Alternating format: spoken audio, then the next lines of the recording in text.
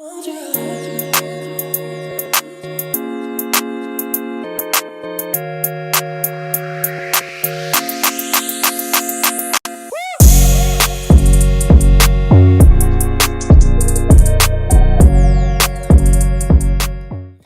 people, what's going on? Good morning. Welcome back to United View. Hope you guys are doing well. Smash a like on the channel, smash a like on this video, and make sure you subscribe to the channel as well. 179k deep. We're nearly at 180,000 subscribers, man, which will be a big, big landmark for us and the community. So big up to each and every single one of you. Let us know where you're watching from. Let us know how you're feeling.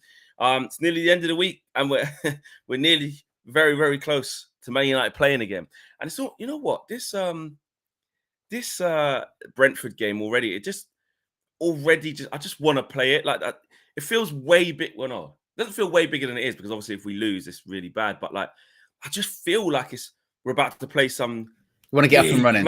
You want to get up and running. You know, obviously, it's been a very weird season thus far for a variety of reasons, but particularly because it actually has been. Wow. You're back, Flex. Not sure what happened there. Was you there the whole time? No, I don't think I was. It might have been. It might. The whole thing just went down. I'm giving side eye to Virgin Media, but you know what's weird is it's always, this is the annoying thing with that. Yeah, everything's fine. It's 5 seconds, 5 seconds, 10 seconds. So annoying. Yeah. I was thinking literally that actually wasn't me that time. I was like, yeah, no, it wasn't you. No. It was me. It was me. It was in Virgin Media. I'm not gonna take analogy. I'm gonna go with Virgin Medianology. Because they are a disgrace. They're a disgrace. It's not the first time. They're serial offenders. It's not the first. They are serial offenders. And you know what the best thing is with Virgin Media? Yeah? When you get an engineer out and they look at it and they go,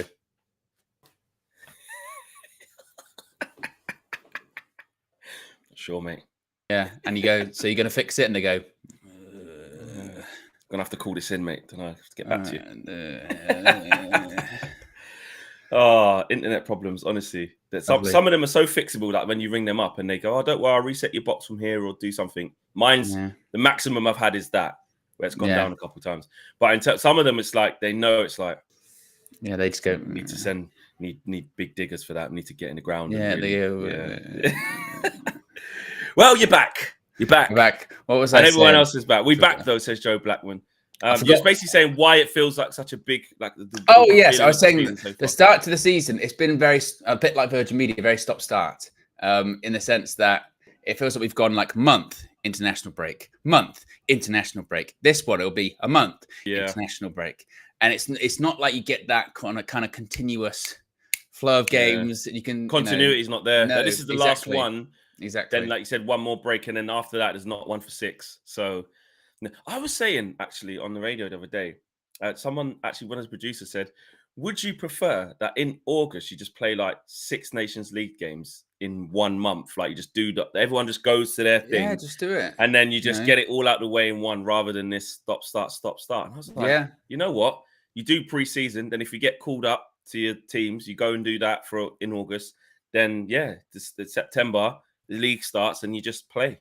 Because we get left on these cliffhangers, don't we? Because think about it. It was Liverpool, then it was international break. We're like, oh, what happens now? And then we had obviously the defeat against Spurs, and then obviously it was Porto, Villa, and then it was the cliffhanger. We're like, oh, what happens now in these next 2 weeks? And it'll be the same. Like in a month's time, it will be the same. Something will happen, and we'll go into the international break going like, what's going to happen? Like, what's going to happen over this international break? And then you just kind of stir yourself up into a bit of a frenzy, don't you? So, yeah, that's the life of a Man United fan thus far this season. But also, what's crazy, like you said, is that these cliffhangers, it's only us really who've having them.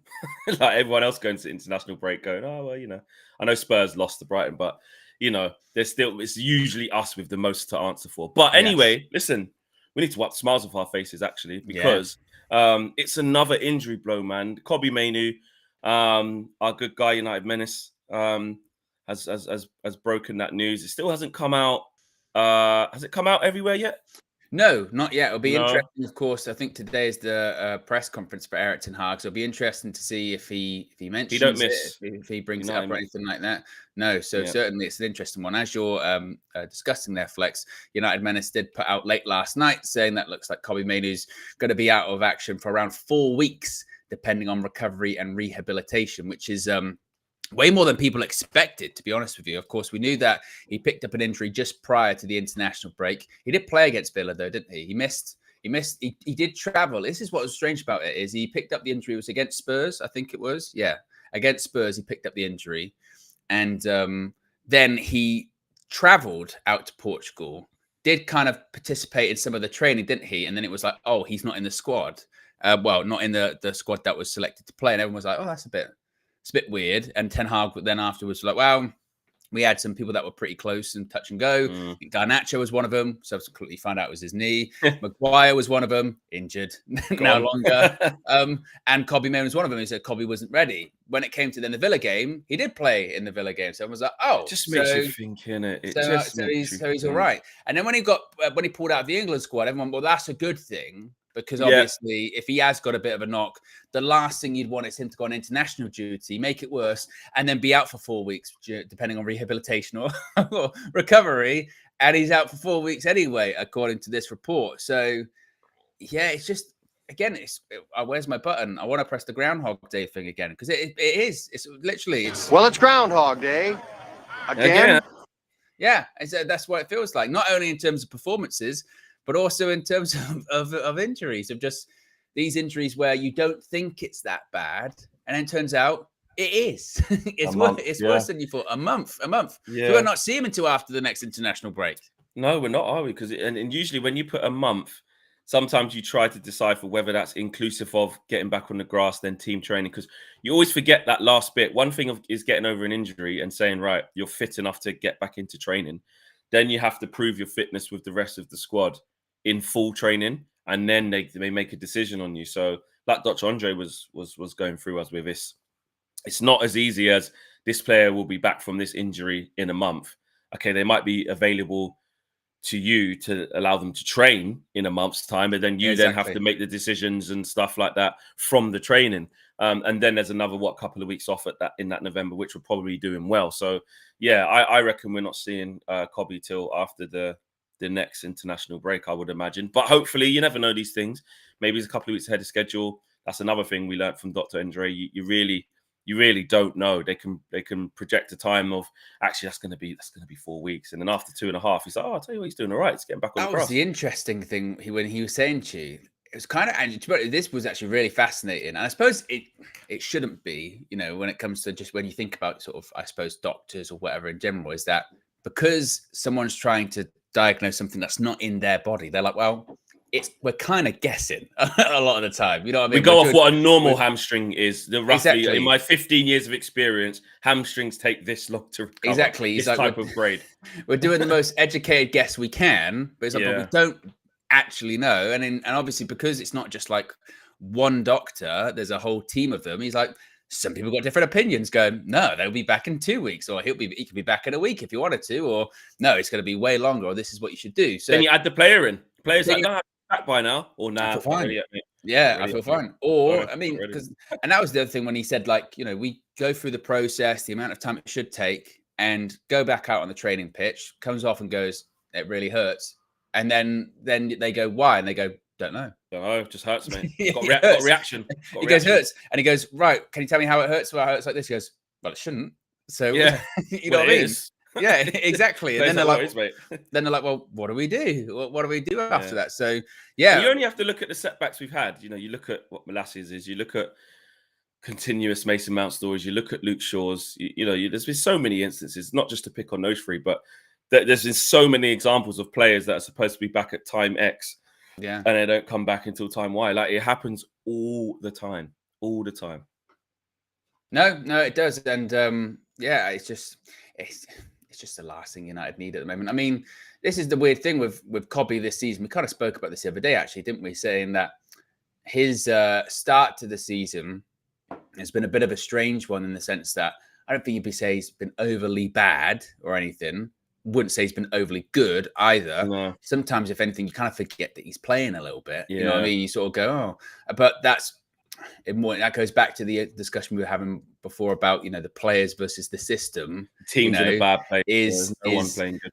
Yeah, and is everyone, particularly midfielders? Because this is the thing. It's not as if we haven't got a lot of midfielders under contract. We actually have quite a few midfield options, but any combination we try in the current system is almost doomed to fail to an extent, isn't it? And it doesn't.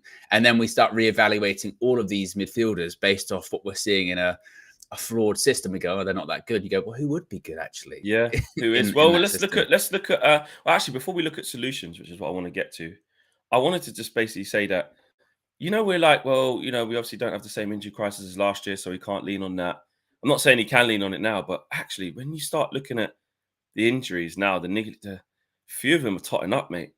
A few of them are totting up already. It's October. Like, who's been out now? So is Garnacho officially injured? We don't know if he's officially injured. We just know he pulled out the Argentina squad. Yeah, exactly. But obviously, Mason Mount has just carried on from last year, still injured. But they're saying he's going to be back for Brentford, and I did say that. Cool. That's fine, but he might be back, but he ain't going to start and probably come off the bench at some point again, and something else will happen. But anyway, in his first couple of months, he's been stop-start. He's had a couple of injuries, hasn't he, so far this year? Yes. Maguire now has had a relatively big injury. I mean, Euro, it's like it happened. Like, it still happened. It's unlucky, but it's happened. He's injured. Luke Shaw still not back. Malacia still not back. Well, they said, the Malacia one is interesting because there was a report yesterday from in the Netherlands going they think he'll play this month. And then I had to take a look at the date. I went, why, 17th of October? I went, it's only a couple of weeks left. So are we saying he's going to play in the next couple of weeks? But even that, though, he has been, in terms of them taking their time with him, he has been healed for a bit in terms of like, right, you can join in the rondos, then go off and do it. Like, it is probably nearly time for him to be like, right, get in the team training now. Surely. So the worry, a couple of weeks of that. With that is that we're desperate. That is my only concern with him is that in an ideal world, like you said, you get back to fitness, get into team training. We've already got a left back playing. So it's like, right, you can come on for 15, 20 minutes, or you can come on for a half. You can start a game, come off. Whereas we don't have a left back. So immediately, if you're available, it's like you're going in. You're playing. Well, I do think there's an exception with him, though. I don't think they'd fast track him. Well, I hope, but I don't think they would, even though we're desperate. Depends how bad it gets, isn't it? Yeah, because no, I just think he's been out so long with such a bad injury and two really, really big operations and that. I think it's even taken even longer because they're actually going, I still don't know. Well, that's what they say about Luke Shaw, Flex, and Malacia's coming back before him. How mad that is. Like, remember the how quietly the goalposts have been moved with Luke Shaw over this season already is mad. They knew the whole time, bro. Is mad. Literally, before the season starts, it's like, oh, there's been a setback, but he'll be back before, what was it, October international break or something like that. Then just like a week or so before October international break, it was like, you still expected him back before October international break? Yeah. Or maybe, maybe a little bit after, whatever. And then it's like, now it's going before November international break. Like, what's going on? We're heading into territory. Yeah, we're heading into territory where we're closing in on like a year. Yeah. You know what I mean? Since he's played for Man United, which is when was it? Insane. Like March last year against it was Villa. Like, I think it was like February, wasn't it? Like around sort of February time, something like that. Was it April?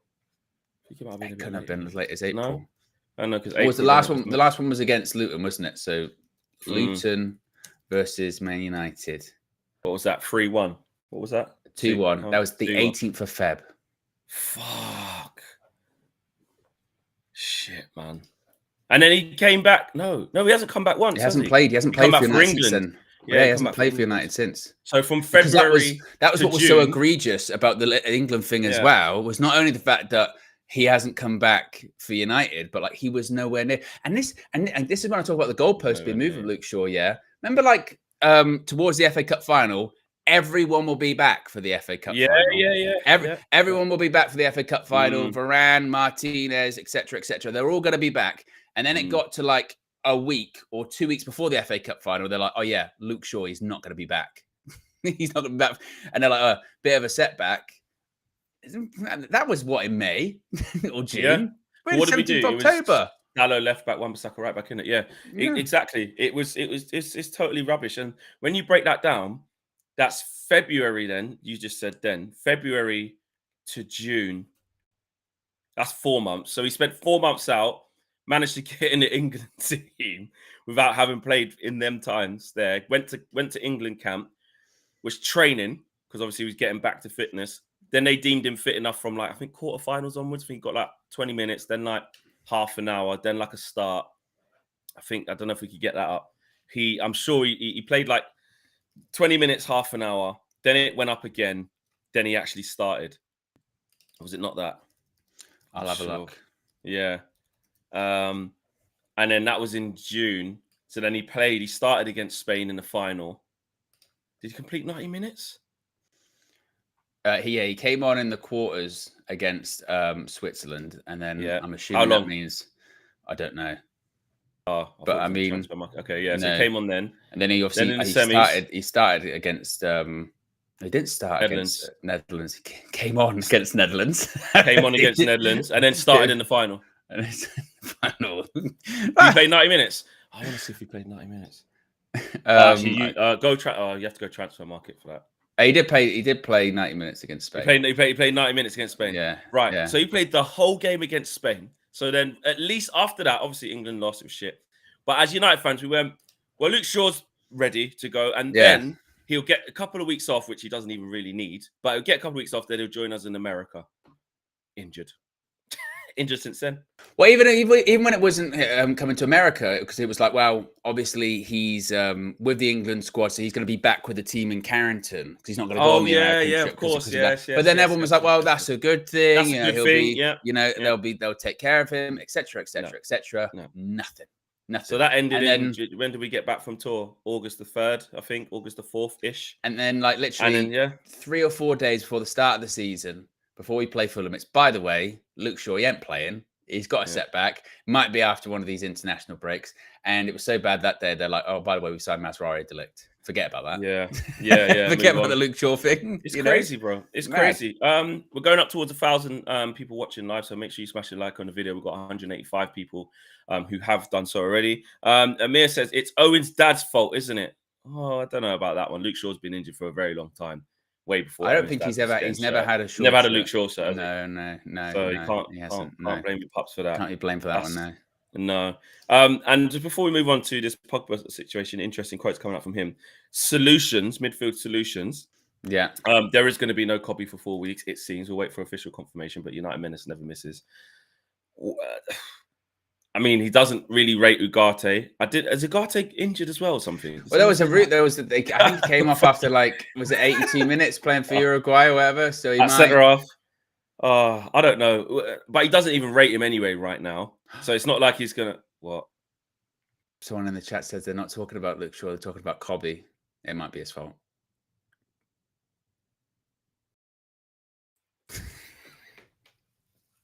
It might be. Got Cobby shirt this year.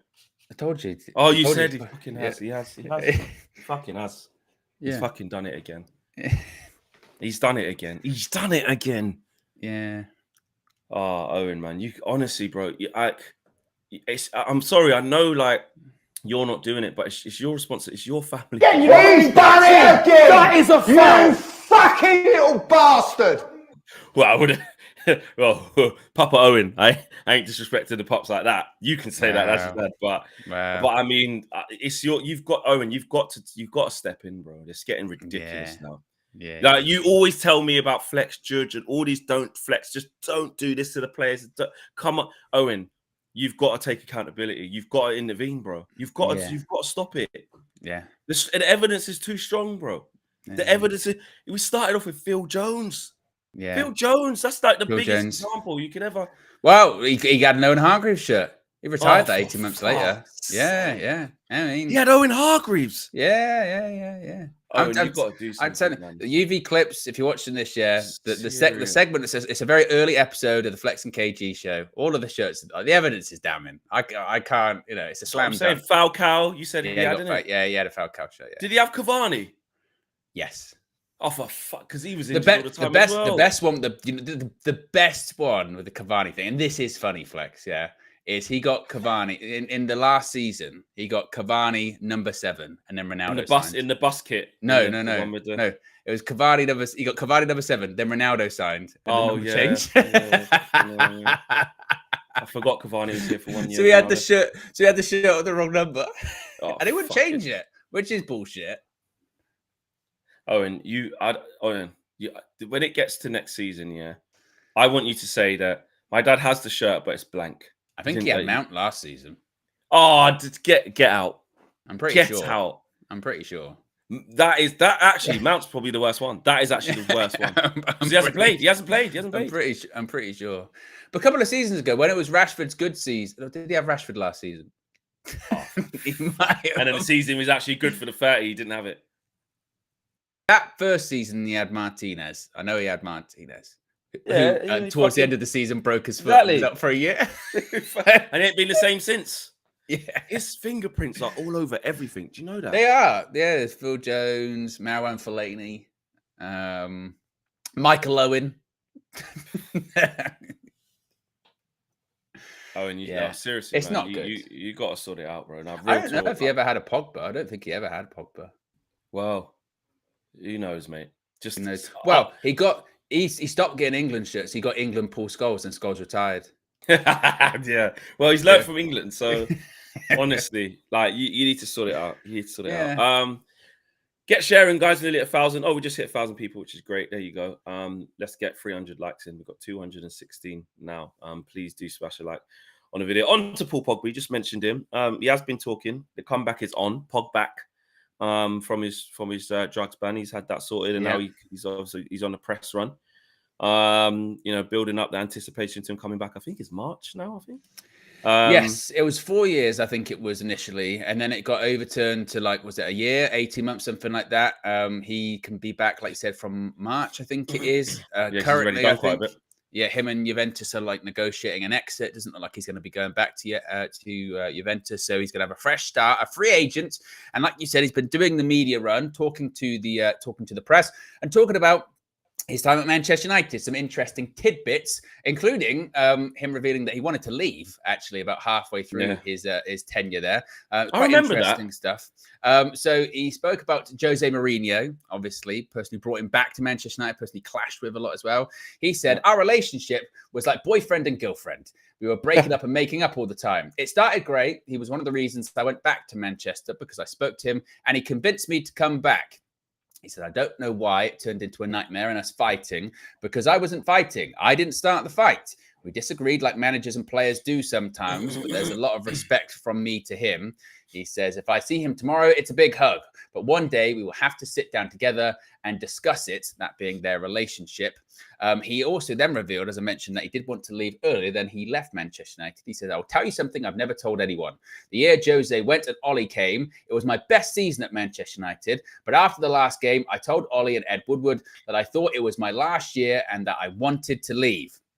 He says, I was 27 back then. It didn't work out the way I wanted. I gave my best, but I didn't see the club going upwards. Manchester City and Liverpool were better than us, and they were improving. Ollie said yes to me leaving and that he would talk to Ed.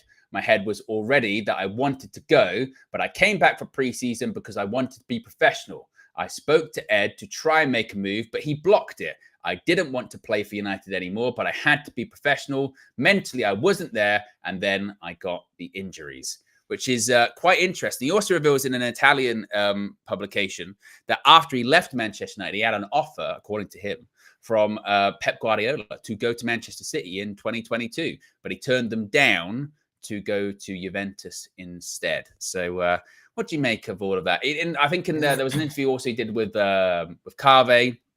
Yeah, Carve sort of said, "Would you go back to United?" And he was like, "Well, I didn't say." He's like, "Well, I didn't say that, so I don't know. So I don't think Pogba the second is going to happen. No.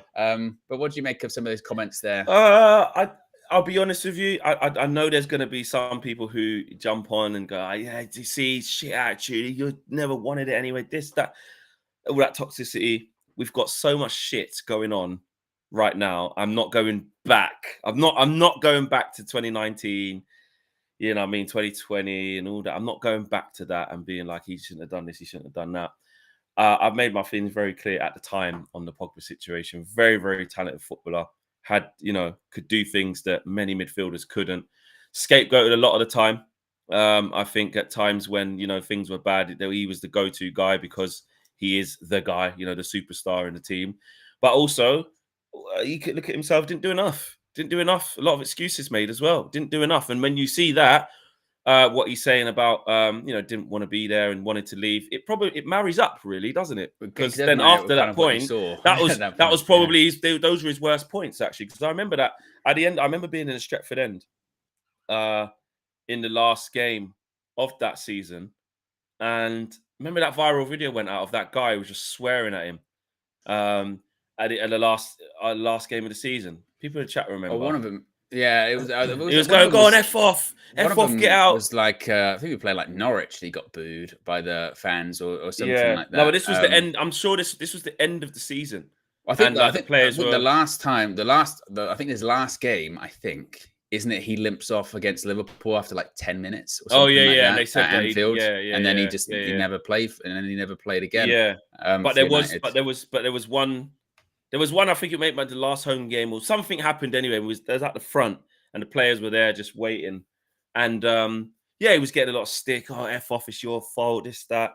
And I think, like you said, I'm not surprised to see him say that. Cardiff at home people are saying it was. I'm not surprised to see him say that, I didn't want to be there after that time and my head wasn't there. It showed in his performances. It really, in fact, it's a bit too late. I'd rather have known that then. But we remember when it was like, is he going to sign a new contract? Is he not? And then he did. And then we went, fucking hell. The last season, I remember early in that last season, there was like, maybe in the summer, because I remember doing I think I might have done some of the videos here, being like, oh yeah, they're talking. And it was like, the numbers that were allegedly being thrown around, like 400k a week, 500k a week, and everyone was going like, what's going on here? And then it just kind of disappeared. And it's not only performances that gave you an indication he wanted to leave. He would go on international duty and talk about wanting to leave, all the time. So obvious. Going, oh, I'd love to go to Real Madrid, or I'd love to play for Zidane. And it was almost like we spoke earlier on about international breaks. Every time there's an international break, you kind of had this feeling of, what's he going to say? What's he going to say on these international breaks? Because he always said something. Or I remember, I think you told a story once where you guys were in China or something like that. And then it was like Paul Pogba said something about wanting to leave. And you were like, what? Yeah. I remember. Well, he didn't sign a new deal. Someone just said, sorry. It was his original contract. I remember it's the same one. But I remember it was, I'm in an iron for ages. And obviously. In the last season, I remember, like I said, I heard those numbers. Yeah. I remember hearing those numbers of like 400k a week, or it's going to be 500k. And then obviously it didn't happen. But I mean, like you said. And he says in the documentary, doesn't he?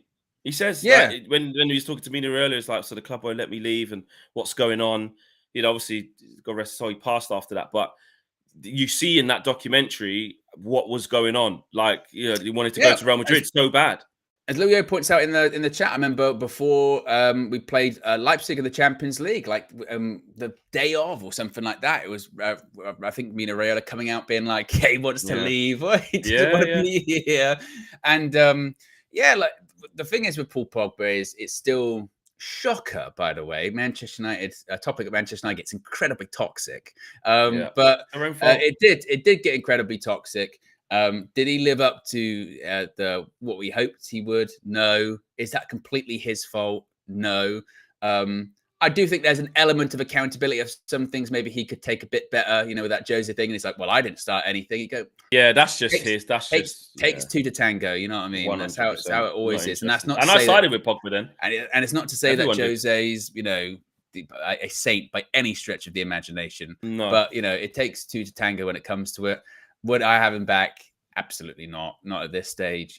Just because they say never go back. We've already been back. Why would we go back later on? We can't you do know, that. it'd just be completely A lot pointless. of other teams, though. See, so Arsenal fans, they're like, "I'll definitely take him on a free." In this team, I'll take him. But I don't think they would. You know what I mean? I don't think they would. I think, you know, what the best thing for him also, because it was when that stuff came out about him, basically his career was over because of the ban. Yeah. There was an element of sympathy going, well, that's a bit shit, isn't it? Because it felt like wasted potential, didn't it? And also on top of that, prior to him getting the ban, he barely had played for Juventus for like a year. Because that was the other part of it, wasn't it? A lot of people are going, oh, I can't believe he left United, blah, blah, blah. He went to Juventus. He did not play for like a year because he was injured all the time. And a couple of times he came back, got injured again. So, no, wouldn't go back. As far as what he said there, well, I suppose, like I said, it's just almost a bit of confirmation of what you kind of already sort of assumed, which was like around 2019, you always got the impression that he didn't want to really be at United anymore. Yeah. And it kind of marries up with not necessarily just performances, but more just the other stuff that was happening off the pitch at the time when it was like, I cannot stress enough, every international break, it was like he wants to leave. Or before a big game, it was Pogba wants to leave. And it was like, what? What's going on there? Particularly did he leave at the end of the Rangnick season, isn't it? Yeah. But particularly the most frustrating thing with that is when we would be in like a bit of good form, we'd be doing well, and then suddenly it would come out like Pogba wants to leave, and it would just everything would just kind of get lost and go, what? This feels so unnecessary. I remember that. If he felt aggrieved at the time, if he felt like I can, and this is where this is the other side of it, people I suppose don't always see. If he goes, well, I went to Ollie at the end of that season when he was interim manager and said, I don't want to be here, and Ollie went, we'll let you go, and then it got blocked, you can maybe see then why he would be a bit pissed off. You go, right, I've got to force it. I've got to force it a little bit. And look, this is where people do the thing of, oh, you don't get to choose. You're under contract to us. We pay your wages. Well, then if you want to keep a player who doesn't want to be here, then expect stuff to happen. Like, it's as simple as that. And like, at the end of the day, cashed in. They should have exactly. This is sins of the past, and this is the club. You know, you say Ed Woodward again. He says Ed Woodward there and stuff like that. This is them fucking up again. Like, you got one of the biggest stars in football who's saying they don't want to be there anymore, rather than just admit defeat and say, right, okay, well, we'll look for the best move that works out for the club. No, we'll let you stay here against your will, run down your contract on a free when we just bought you back for 90 million, 80 million, whatever it was. Like, stupid. And then let it get toxic, you know, let the fans get angry, you get angry. And in the end, it absolutely helped no one. Absolutely helped no one. So again, yes, Paul Pogba's got a part to play in it. You can't ever say that a player doesn't. But again, it's just another reminder. And look, we haven't got too much evidence yet that things have changed yet. Obviously, with Ineos, we're hopeful. But another reminder of just how shit the decisions were. Like, I say who made that. Why Ed Woodward has done that is just stupid. Right, probably like a pride thing as well, isn't it? It's like, exactly, ego. Because he'd done this, like, you know, at the time was it? Yeah, at the time it was world record, wasn't it? Because the Neymar stuff hadn't happened yet. So at the time it was world record, and you know, it was a big Adidas back project as well with the whole Pogba thing and whatever. And then for 3 years later to be selling him, they'd be like, oh, I don't know, about that. Do you see what he said about Rooney as well? No, what did he say? He was basically saying, "Oh yeah, something else I wanted to clear up." He goes, "Oh, the dance thing." Yeah, he said Rooney was saying that, you know, me and Jesse was dancing after a loss. He said, well, you know, there's two sides basically. You know, I take the game very, very seriously. I'm terrible when we lose. And, you know, did me or Jesse basically ever confirm that? Did anyone ask Jesse if that's what happened? Me, that's what happened? He goes, also, me coming back into a change room and a big United legend, you know what I mean, like Wayne Rooney, not saying anything and us dancing with the losing. And he went, as if to say, what, you really think that I'd be dancing after losing and Wayne Rooney wouldn't say anything in that dressing room? So he was basically, in a way, he was basically saying Rooney's lying. Without being too disrespectful, saying Rooney's lying. He was like, I take my job very seriously. I'm a shit loser. Have you heard that from my mouth? Have you heard that from Jesse's mouth? And furthermore, could you see Wayne Rooney in the dressing room with me dancing after a loss and him not saying nothing? Do you think that one gets kind of a bit of lost in translation, though, with the sense of, like, I agree with Pogba then in the sense of I highly doubt that, like, you know, after a match in a dressing room, we've lost, he's there dancing or whatever. Now, does Wayne Rooney mean, like, the Monday afterwards, you're coming into training or whatever, and that kind of thing. When you're like, well, actually, I'm still feeling. When was the dancing? Was it the next morning at training, or was it straight away in the? you hear those stories. I remember hearing stories about Roy Keane. They say, like, we lost all week. The place was devastated, like completely devastated. Now, are they the modern footballer? 3 or 4 days later, they're like, oh, it's gone. Keep the vibes going, move on. And also at that point, when they say, oh, Wayne Rooney, big Man United legend, would he have a go? Yeah, maybe he'd be like, well, I'm at that stage. I'm at this point in my career. You know what I mean? Times have changed. Remember that was like what, 16, 17? 16, 17? Yeah. That was the back end of Rooney, innit? Did Rooney go 18 as well? Rooney went, 18. Yeah. I mean, it's because I swear Rooney said trainer. I can't, because again, the idea it would be after. No, I thought he said we come in after. We have to pull it up. I thought he said after a game. I'm pretty sure he's meant after. Like they've come in. Well, did he say it on? Like he said him and Carrick were sitting there, innit, going, look at these prats, basically. I'm sure he said it. If I remember it coming across like he said it that they come in after the game and done a madness and started dancing, and then everyone were like, typical Jesse and Pogba, they'll definitely do that. Yeah. That sounds like like that, and it's one of those ones, like you said, because they were active and they are active on social media. Like it's easy, you know what I mean? Yeah. They go, oh, it's easy to believe. Rooney said at training. Rooney said they were dancing next day at training. Right, okay. Which is different. That is different. Pogba's even saying. So was Pogba saying that it wasn't after a game, so he wouldn't sit in that dressing room? But Pogba lying, he was dancing after the loss. Oh, I don't know. What? Do you know what? I couldn't give a shit. I mean, we are really scared, man. Yeah, I don't care.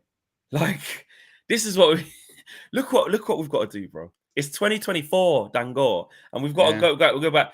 Do you think Pogba and Jesse were dancing in the day after we lost against whoever in 2018? I'd be pissed off. I don't care. Though. I would be pissed off. 100%. Of course. Regardless of what happened. Anymore. Regardless of what happened, I'd be like, if it was right after the game, I'd be pissed off. If it was day after in training, or even a few days after in training, I'd be like, it's a bit like now, isn't it? You know what I mean? We're 14th in the league, Flex. Yeah. If I saw a video on Instagram now of some of the United players dancing, I'd be like, we are fucking 14th in the league. Yeah. You know what I mean? And it's not to say and this is where it's weird, isn't it? Because it's not to say like you can't have a good time or you can't be happy, because that's where it gets weird, or you can't have a life. You know what I mean? When you see someone lose and it's like, oh, so-and-so was out celebrating their family's birthday at the weekend, and they're like, they should be indoors. they should be indoors crying because we're 14th in the league. Well, no, they're allowed to have a life, but time and place, isn't there? I suppose. Well, this is what it is. I mean, it's that. Yeah, no one will ever fully agree on this. It depends who you are as a person and what your personality is. Some people, like you say there's more to life than football. And what we've lost the game. What we're supposed to do: sit here, mope, be down in the dumps. Let's get up. Let's get the music on. Let's get the good feel factor back again while we're getting our kit on to go out to training. Let's get the vibes back again. Let's vibe. Come on, let's go. Some people are like that. Some people are genuinely like that, and that's the best way to get them out of a shit place.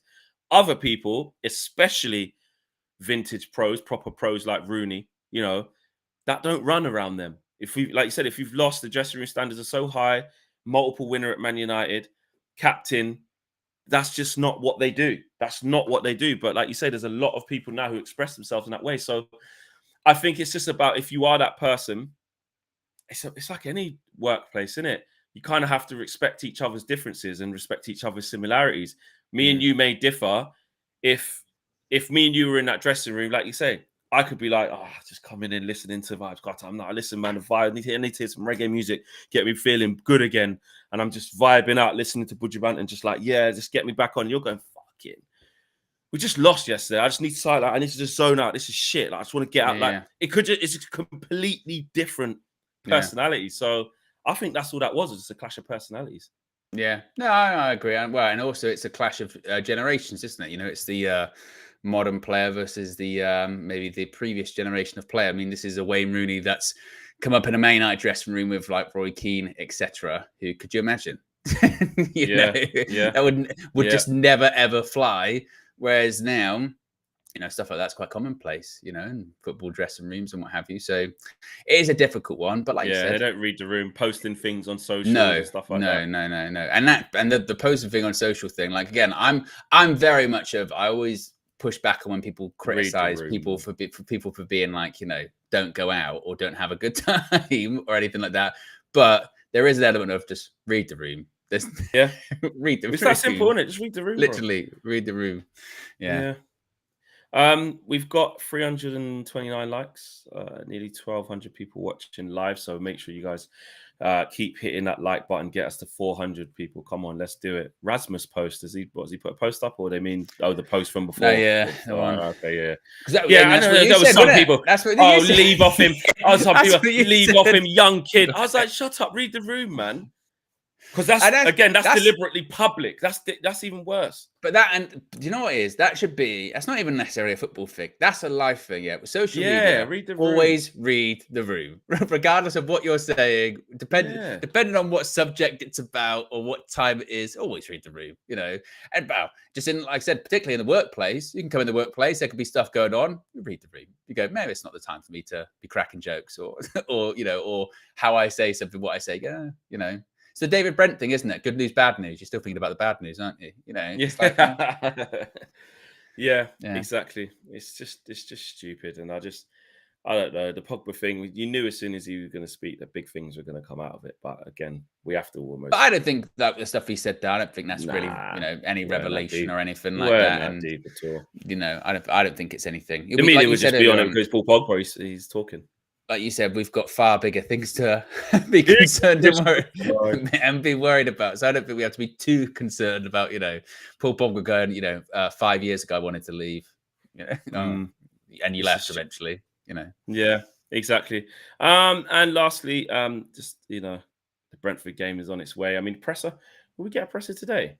I think it's today. I was checking to see if I could find a time earlier, and I can't find. The main night presses are very hard to pin down nowadays, Flex. In terms of regularity and timing. Thus far this season, they've been largely sort of late afternoon, venturing into the evening on a Thursday. Sometimes they're on a Friday in the morning. You never really know. The sort of regularity of them's kind of all over the place. As for what will be said in it, to be honest, it'll be largely the same as we've seen the last few press conferences. There'll be questions about, Eric, have you spoken to Ineos? Are you surprised you're still here? He'll say, always the plan. We're working on the process together. Yeah. Together. It'll be the same. That's what, it'll be the same like that. We regularly talk. We've got a plan. I pick the staff in the summer, that kind of thing. Do you think he might have a bit of a swipe where he goes, it was a big, international break, and when he goes, well, maybe for you, because you basically take a swipe that you lot all built this thing up. It's business as usual for me. Maybe. I mean, I remember Louis van Gaal going into one of his press conferences at United. This was around Christmas time, and it would have been reported that he was going to get sacked. And he basically sat down and was like, "You all said I was going to get sacked." I would like it. It's funny. He was like, "You all said I was going to get sacked, and here I am. Look at me. I'm still here." It would be funny if Eric did that. If he did that, it would be jokes. To be fair, that is one thing I will say with the Louis van Gaal era. Yeah, the football might not have been great. The press conferences were absolutely terrific because he did not give a fuck when he's talking to those people. To go in and be like, around Christmas time, here's some wine, mince pie, see you later, and then just walk out and leave or what have you. I don't think Eric's going to do the same thing when it comes to it'll be the same. It'll be the same. It'll be just we're in a process. We need to get better. United need to win games there, but sometimes we'll work to it. Follow the process, the principles, the routines, the patterns. Rules. Be some all these buzzwords. That's what it'll be. Simon Jordan. Simon Peach will be like, team what's news. The latest on Kobe Mainoo? Harry Maguire, how long's he out for? Oh no, they've done that already, haven't they? Was that official? No. Just get the official lines. We'll get the Garnacho pulled out. How's he? When can we expect Luke Shaw, Malacia back? Same They'll thing. probably ask about Ugarte, about fitness-wise, and also when we start more games, he goes, well, we need to integrate him into the team. Didn't have a lot of football over the summer. We need to integrate. English game. Adapt to that. And our game model, we need to teach him. We're working on the game model. That will be There's the no presser. point watching this as well. The only thing we need to know is how long the people are injured for and who's injured. Yeah, that's it. that will be the press. I mean, and to be fair, I can understand why he does do the paint by numbers approach, because anytime he ventures outside of those lines slightly, it's chaos. Like remember where who was it? Was it Fulham or someone? he said about, you know, about fouls or about, oh yeah, the Fulham TikTok last season. I think it was disgraceful or whatever. Everyone lost their mind. He said what? He said what about the TikTok? He did crazy. It was like, oh no. Or when he said about Newcastle being annoying, you could literally hear everyone in the press room collectively move forward in their chair and went, what do you mean by annoying?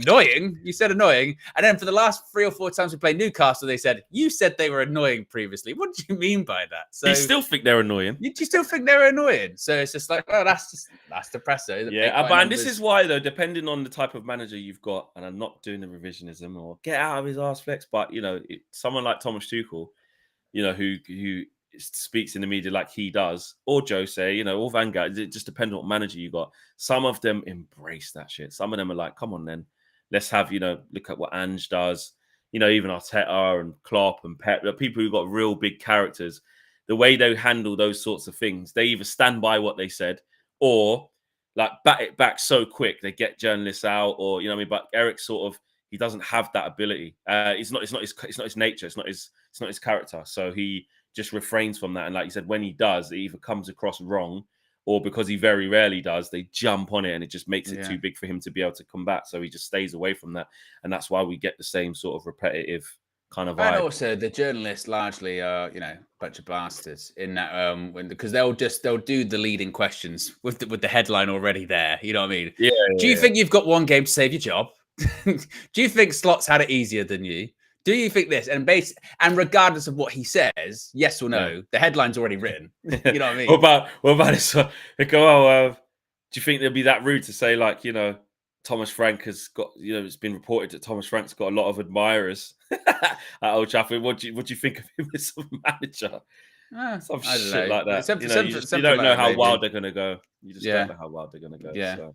But it's just the fact that, you know, I remember with the Slot one earlier this season, I felt was particularly egregious when they were like, do you think Slot's had it easier than you? And he went, well, not really, different situations. And the headline anyway was Slot's had it easier than me. Yeah. And it was like, I don't care what you're going to say here. Yeah. I've already read the article. It's already done. So. It doesn't matter. Yeah. We asked you for comment and it didn't match what I already we don't. So it doesn't matter. Guys, anyway, big up to each and every single one of you. Thanks for watching. Get us to 400 on the way out. We've got 370. Is that true, by the way? People are saying Marcel is now Ten Hag in again. Saeed posted that yesterday. I don't know. I'm gonna have to speak to him. Yeah, I'm gonna have to speak to him and see what he's called. Mind Marcel now, isn't he? Yes. I don't know. I don't know where this has come from. I'm not sure. I'll give him a ring. Marcel, if you're watching, drop me a voice note. Are you Ten Hag in? Yeah. Oh, here we go. So you're Ten Hag in, Marcel. I still want the manager to do well now that he hasn't been sacked when I thought he should have been. I believe in the structure too. Originally, I said till end of October anyway. I think to be Ten Hag out, you want him gone every single game week. That's not me personally. Right. So what? Marcel, what? That's not true. I still want the manager to do well now that he hasn't been sacked when I thought he should have been. I believe in this structure too. Originally, I said till end of October anyway. I think to be Ten Hag out, you want him gone every single week, every single game week. That's not personally me. Since Ineos haven't made the decision to sack him when it was best to, we have to support the team, the manager, and the structure, the new structure. Kind of like what KG was saying. Like, it's like, well, they haven't sacked him, so it's like, well, I'm glad they haven't listened to us. I think he's saying, like, I haven't got the energy to, there's no point going against it. So it's there's no point wanting him out anymore. Well, because to be fair to KG's not completely that way, because KG's not the way of, well, Ineos haven't sacked him, so I'm Ten Hag in. He's like, no, I still think the manager should go. But is Marcel sort of saying, I wanted him to go, he didn't go, so now I'm happy he didn't? Or now I want. Yeah, because I still think. Well, I can speak for myself. I would still hope that he succeeds. We said before, didn't we? Like the whole, I would really hope to be wrong when it comes to all of this. Just don't think I will. It's well, you know, so Marcel. He's trusting Ineos. He's trusting the process, and he's basically saying, well, I back Ineos, and if Ineos have decided to keep this guy, I'll get behind it. I think that's what he's saying. So Marcel Starmer, that's what he is. We will reach out to Marcel for comment. but don't worry, like the journalist, we've already written the headline. He's Ten Hag in. Yeah, I will call him after this and we'll try and get some clarification. All right, guys, smash the like on the video. Take care, and we'll see you soon. And if the press is out today, whatever, we'll bring you what was happened. And yeah, take care. And a preview. And a preview, yeah.